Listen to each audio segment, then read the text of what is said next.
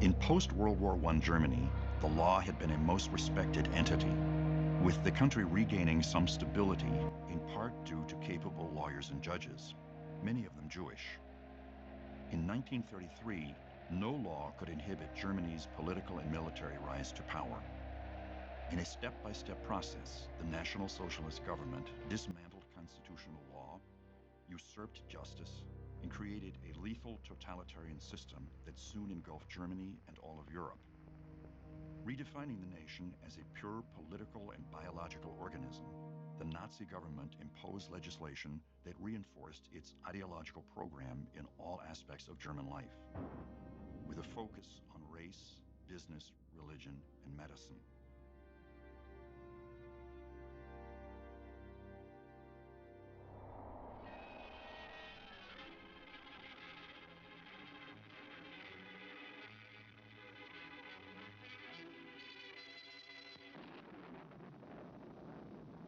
Bulletin. Adolf Hitler is dead. He is dead, and how he died, the world little cares. For Hitler's death, millions have prayed, and millions are now thankful for justice. 1920, Hitler began. He was considered just a joke then, a raving crackpot.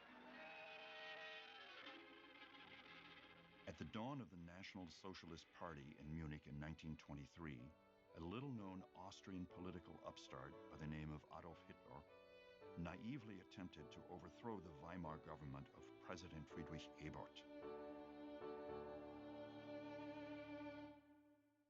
Historically, the Bavarian Beer Hall served as a locale of camaraderie and occasional ideological meetings.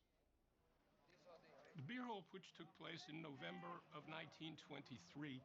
The Weimar Republic, which started out in 1920, was in crisis. Certainly, the Weimar Republic had all kinds of obstacles to try to overcome. Its leaders were seen as responsible for Germany's surrender in World War I, which no one in Germany expected. They were also seen as responsible for the Versailles Treaty, which all Germans felt was incredibly unfair, even though both the surrender and the need to sign that treaty were really dictated by the generals, who felt that Germany could not sustain further military action. On November 8th, with 600 stormtroopers led by Ernst Röhm, Hitler descended upon the Bürgerbräu-Keller and shouted out, "The national revolution has broken out. The hall is surrounded." After several speeches by Putsch leaders, Hitler left, wrongly believing the revolution had begun.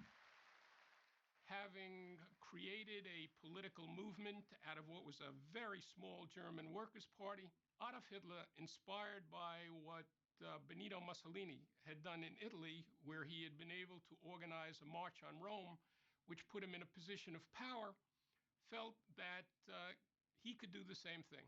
Now, in his case, he had to start from Munich in Bavaria, which is where the Nazi Party had begun and built itself up. And his plan was twofold. He was going to coerce the leaders of Munich and Bavaria into moving out of his way, and he was then going to march on Berlin. At 11 a.m. on November 9th, Hitler and his followers attempted to take over Munich public buildings. But the armed police and army, alerted to the Nazi Party's actions, fired upon the marchers. This left 16 Nazi martyrs, whose blood soaked the swastika banner of the newly formed Nazi Party.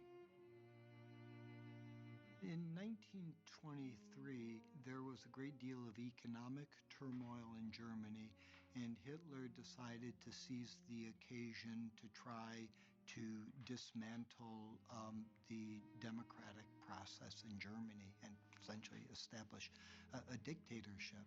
The interesting part of the Beer Hall Putsch is that the putsch itself was so poorly disorganized that he never left the city limits, so that he ended up being tried in a local court. Had he made it outside of the city limits, or even on his way to Berlin, he could have been tried for treason in the national court and in fact have faced a death sentence.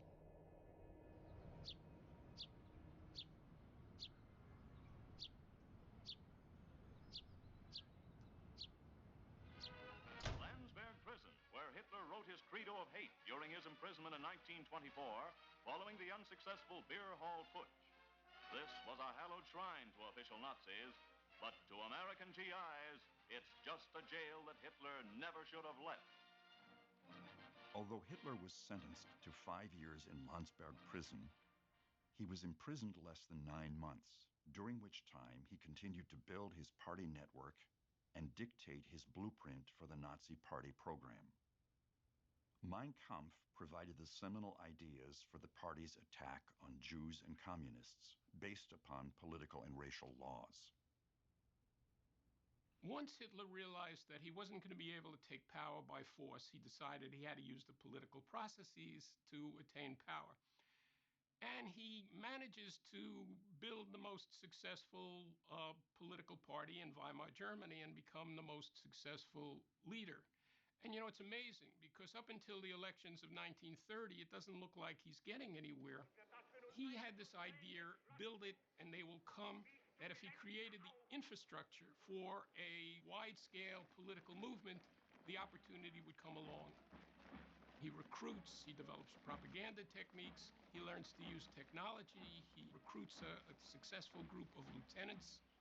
And when the Great Depression strikes, and once again the Weimar Republic is vulnerable, it is Hitler and the Nazis that are in this position to capitalize on that and move to power. But he had always said that he was going to use the Constitution to destroy the Constitution. And he was going to use the rules of the Republic to destroy the Republic. Certainly the Reichstag fire, which occurs in February of 1933, helps him.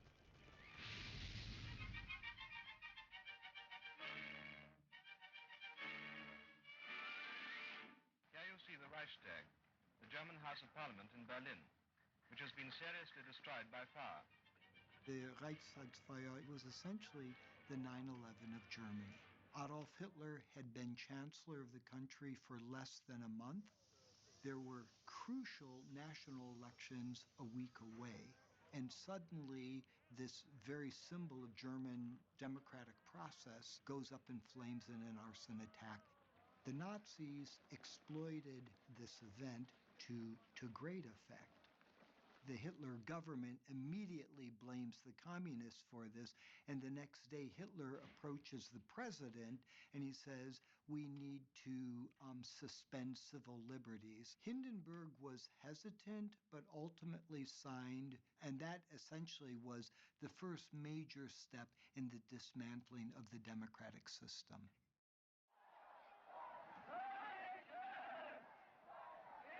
In the atmosphere that existed at that point, a lot of Germans were willing to sacrifice certain liberties for the sake of national security. And once again, I think, given what the United States went through after 9/11, I think one can understand that. And I'm not saying that the dynamics or even the situation was the same, but it can, if one wants to try to imagine what it was like in Germany at that point.